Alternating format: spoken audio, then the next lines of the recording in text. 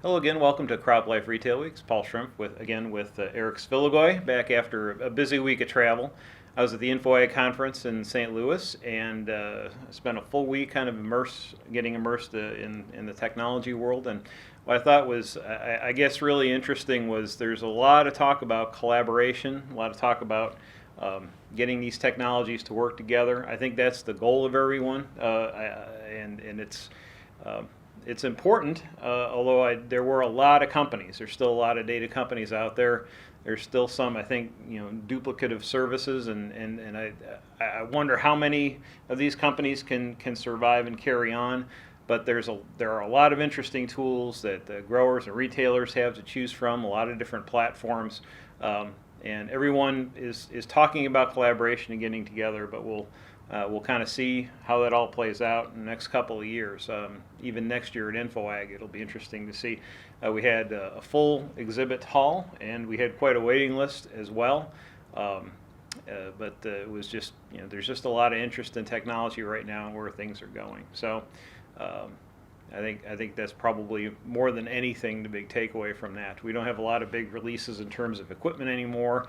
It's really about the data. It's about how you manage data and trying to figure out how to use it to improve your operation, to improve your business.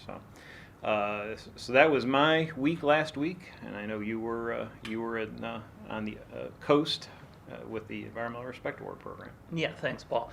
Yeah, the Environmental Respect Award program was celebrating its 25th anniversary, and that was being held in Wilmington, Delaware, and that was where all the retailers from around the globe who are the best at their stewardship practices were honored by the folks from DuPont Crop Protection. And as a part of that program, of course, one of the things that the retailers did was introduce themselves to the assembled crowd and talk about a little bit about what they thought were some of the most challenging things they had to deal with in their markets. And what was kind of telling and interesting was one of the gentlemen spoke about how he thought water would be the new battleground for ag going forward in the 21st century. And on cue, of course, with that, when I got back into the office on Monday of this week, I was reading a report talking about the fact that now that we've had some dry, hot weather in Ohio has led to our friend the algae bloom in Lake Erie to reappear. And based on what researchers are saying, they think this bloom could be a record setter. On a scale of 1 to 10, 10 being the worst, 1 being the best, they think this year's bloom will rank about 8.7, which will be the second highest on record. So if folks in agriculture thought the water issues were going to go away, they won't.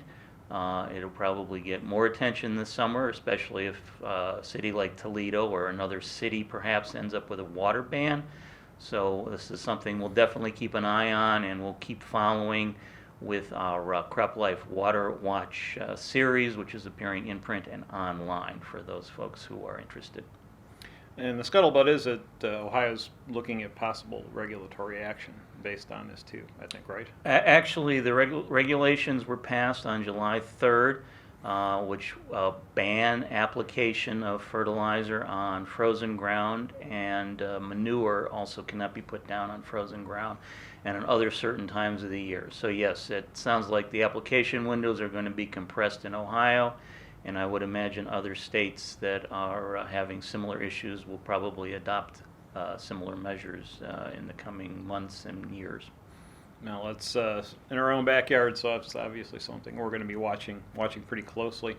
One other thing is I was talking about with InfoAg and data in about 3 weeks on August 31st in Champaign, Illinois. We'll be hosting a data platforms conference. You can find more information about that at www.precisionagevents.com.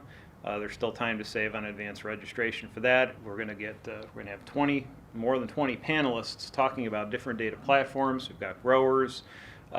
We've got everyone from venture capital folks to insurance companies to computer software companies that are outside of ag coming to this. It's it'd be a great place to network and find out what's going on and what the future is likely to be in terms of data platforms in ag. So we welcome all of you to take a look at that, hopefully register, and hopefully see you there.